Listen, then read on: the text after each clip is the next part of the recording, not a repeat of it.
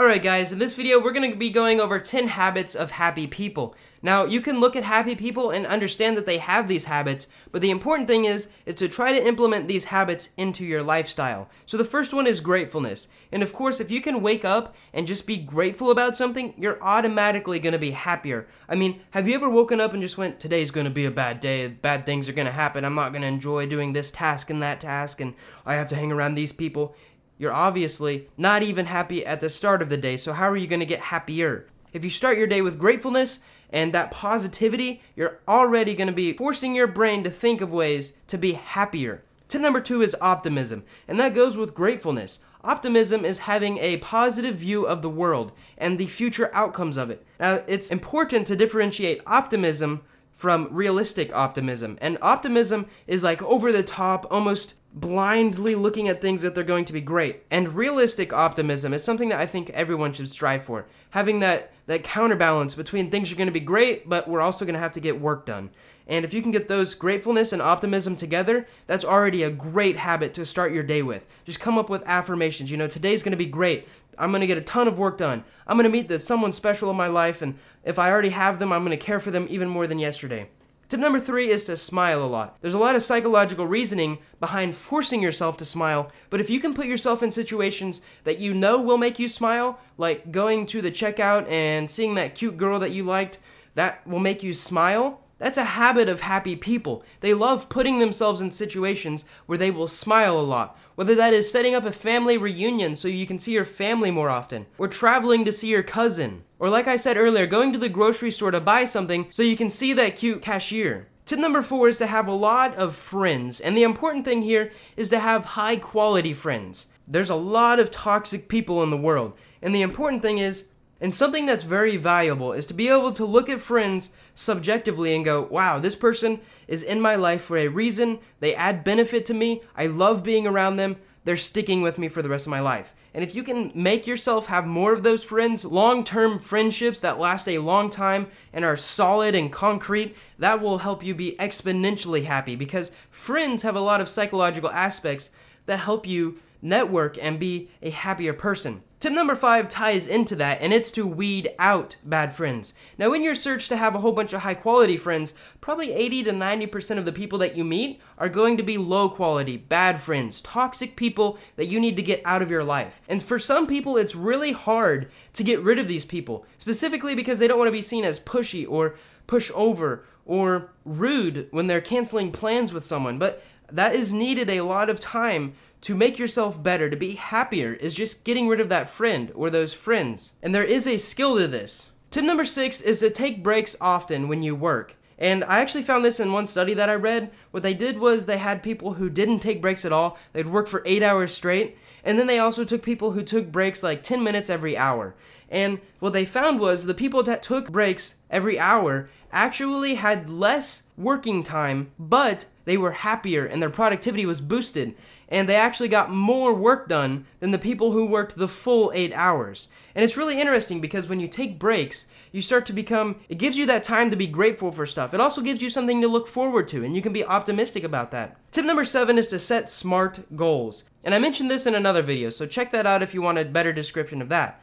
But basically set goals that are achievable, that you can reach in a timely manner, that when you reach them, they will boost your motivation. And setting a goal should motivate you, but reaching a goal should bring you a lot of joy. It can bring you happiness. And that's one of the habits that happy people have, is they don't just go through life without goals. They set goals and they go, boom, I'm going to get that goal, and I'm going to get that goal, and I'm going to get that goal. And then each time they get them, they get more motivation and more discipline and more success with each goal. Tip number 8 is that when happy people get sad, what happens is they force themselves to learn something new. And I didn't realize this until I was probably 19 years old. And I went through some spouts of depression, and there were some times in my life I was sad and there were bad things happening in me. But what happened was I just started forcing myself to learn. I learned how to make YouTube videos. I learned how to play the piano. I learned how to go outside and make new friends. And what happened was having that creativity in your brain, unlocking those new neurons, actually can help your brain be healthier and in turn make you a happier person. So whenever you get down or sad or in a rut, one of the best things I can ever recommend you to do is to learn something new. Now, it's important to learn something new that you're curious about, because I was like, Yeah, I could learn something new about learning the guitar. I don't really want to learn to play the guitar, but the piano, man, that would be so cool to learn, and I was curious about it, and that drove me to learn it, and that got me out of a hard part of my life. Habit number 9 of happy people is that they take care of themselves first. So if you've ever been on an airplane, when they're going through the instructions and everyone's getting seated, they say, in the case of an emergency, do not take your mask down and try to help your children first. What they say is, put your mask on first so that you can help the people around you. And that's really important in self-development and personal development, and specifically happy people. They take care of themselves first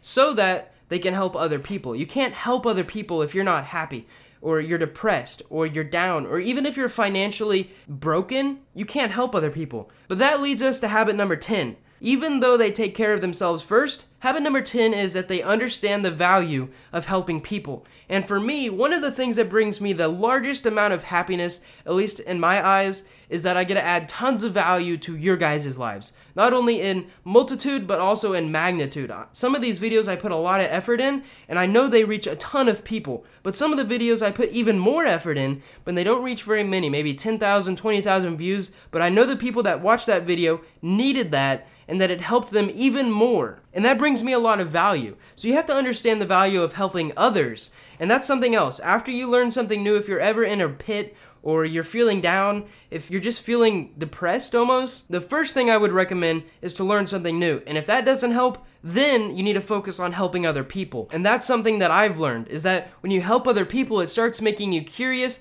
it takes the focus off of yourself, and you're not worried about the internal cycle of what's going through your mind and worrying and stuff, and you're more worried about helping that other person, and it's more productive, and it makes you a better person because you're helping them. And in turn, all of this mixes and meshes up and can help you become a happier person. So we're going to go through a little review. Habit number 1 of happy people is that they are grateful. Habit number 2 is that they are optimistic. Habit 3 is that they smile a lot, either that they force themselves to smile or they put themselves in situations where they know that they will smile. Habit number 4 is that they have lots of high quality, valuable friends. Habit number 5 is that if they have bad friends, they acquire and learn the skills needed to get rid of them, or at least reduce the amount of them in their life. Habit number 6 is to take frequent breaks when they are working. Habit number 7 is to set smart goals. Habit number 8 is that whenever they get sad, they learn something new. Habit number 9 is that they take care of themselves first, and habit number 10 is that when they do, they still understand the value of helping other people. And I hope this helped you guys, because it brought me a lot of happiness creating this video. If you guys like this video, click the like button. If you want more like it, subscribe. Thank you so much for watching.